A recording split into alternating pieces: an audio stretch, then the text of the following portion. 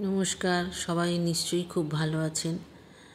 আজকে অনেক দিন পর আবার আপনাদের সামনে একটা নতুন রেসিপি নিয়ে এসেছি। এই রেসিপিটা খুব কমন রেসিপি এবং খুব সহজ রেসিপি। আশা করি রেসিপিটা খুব ভালো লাগবে।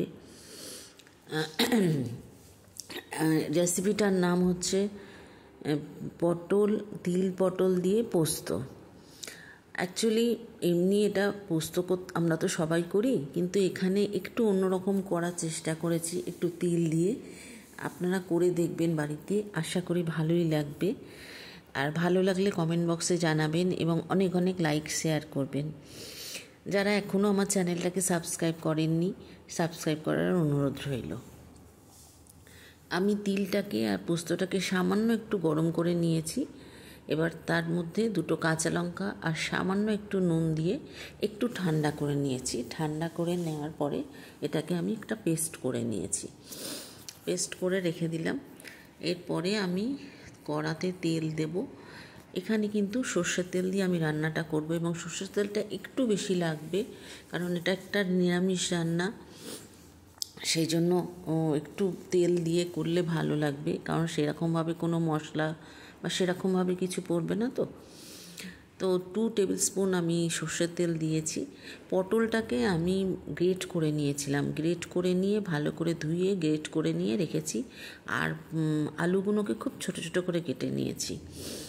এর মধ্যে আমি দিলাম কালো জিরে আর কাশ্মীরি শুকনো লঙ্কা।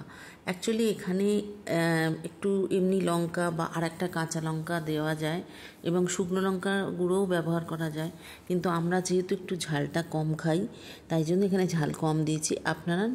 আপনারা যদি ঝাল বেশি খান, সেক্ষেত্রে আপনারা এই ঝালগুলো দিতে পারেন। পটলটাকে দিয়ে আমি একটু নেড়ে চেড়ে ভাজা করে নিতে হবে। একটুখানি ভালো করে ভাজা করে না নিলে এটা ভালো লাগবে না, সেই জন্য এটাকে একটু নেড়ে চেড়ে নেব। একটুখানি ভাজা হয়ে গেলে পরে এর মধ্যে আমি ছোট করে কেটে রাখা আলুগুলোকে দেব। এই রেসিপিটা একটু অন্য ধরনের, যেহেতু এখানে শুধু পোস্ত না, একটু তিল দিয়ে করা, একটু টেস্টটা অন্যরকম লাগবে। হয়তো করে দেখবেন, ভাত দিয়ে খেতে বেশ ভালোই লাগবে। তো এরপরে আমি এই পটলটা যেই একটু মোটামুটি একটু ভাজা হয়ে আসবে, তখন আমি এই আলুগুলোকে ছেড়ে দেবো। আলুগুলোকে দিয়েও আমি একটু ভালো করে নেড়ে চেড়ে এর মধ্যে নুন দেব। তবে নুনটা যখন দেব একটু বুঝে দিতে হবে, কারণ আমি যখন পোস্তটা বেটেছি তখন কিন্তু ওর মধ্যে নুন দিয়েছি, সেই জন্য নুনটা দেওয়ার সময় একটু বুঝে দেবেন। নুনটা দিয়ে আমি এটাকে ভালো করে নেড়ে চেড়ে কিছুক্ষণ ঢাকা দিয়ে এটাকে ভাজা হতে দেবো। অ্যাকচুয়ালি এটা মোটামুটি 80% মতন ভাজা হয়ে আসবে। তারপরেই আমি এখানে আর তো কিছু দেব না, শুধু নুন দেব। এখানে হলুদটাও দিতে পারেন, অনেকেই আছেন হলুদ দিয়েই খান, হলুদটা দিতে পারেন, তবে এখানে আমি হলুদ ব্যবহার করিনি, হলুদ দেওয়া যেতে পারে। এবার এই যে ভাজা হয়ে এসছে, এরপরে আমি এখানে পোস্ত এবং তিল বাটা আমি দিয়ে দিলাম। দিয়ে আবার খানিকটা নাড়াচাড়া করতে হবে। নেড়ে এটাকে আরেকটুখানি পোস্তর সঙ্গে ভালো করে আলু এবং পটলটাকে মিশিয়ে নিতে হবে। এটা ভালো করে মিশিয়ে নেওয়া হয়ে গেলে আমি এই মিক্সিটা ধুয়ে অল্প সামান্য একটু জল দিয়ে দেবো, যাতে তলায় লেগে না যায়। সামান্য জল দেব এবং আর একটুখানি নেড়ে এরপরে আমি এখানে বেশি না, 1.25 কাপ মতন জল আমি দিয়ে দেবো, কারণ এটা বেশি জল ঝোল জাতীয় কিছু হবে না, তো জাস্ট এটাকে গলে যাওয়া যাতে মাখা হয়ে যায়, সেই জন্য আমি জলটা দেব। জলটা দিয়ে আমি এটাকে ঢাকা দিয়ে দেবো, ঢাকা দিয়ে এটাকে হতে দেব।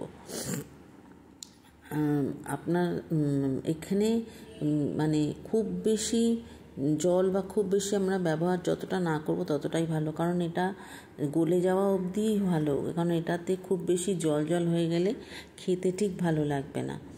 তো আমি এখানে জলটা দিয়ে ওই জন্য এবার ঢাকা দিয়ে এটাকে সেদ্ধ হতে দেব।